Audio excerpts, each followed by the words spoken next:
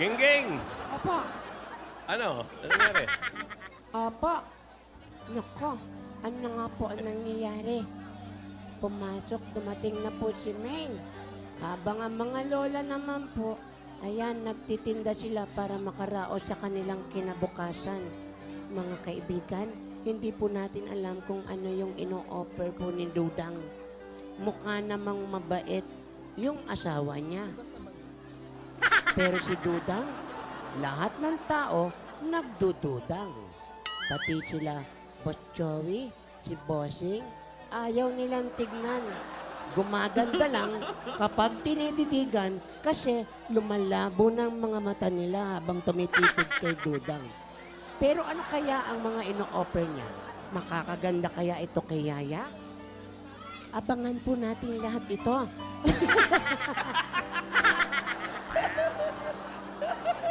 Alam mo yung mukha mo? Abangan po natin lahat kung ano ang mangyayari sa mga maglola at sa imbitasyon na pinigay ni Dudang. Ha? Wow! Sharon? Sinasabi nila kung anong Sharon. Marami nagtatanong. Ang Sharon po, ang ibig sabihin, yung kanta niya, balutin mo ako. Ibig sabihin, pwede daw po silang magbalot ng pagkain. Abangan niyo pong lahat kung ano talaga ang plano ni Dudang sa maglola, lalong-lalo kay Yaya. Nagpadala ng prutas, may mansanas. Kung napanood niyo po yung mga palabas na may dalang mansanas. Nakakatakot talaga. Ito po, Kaaminin mo yan. Ito si... Inggit ka. ito po si Ate Singking. Ano ba? Para po sa Batiin nga. Batiin nga kay Maine. Pivot. Kemeng daw. Batiin kay Maine.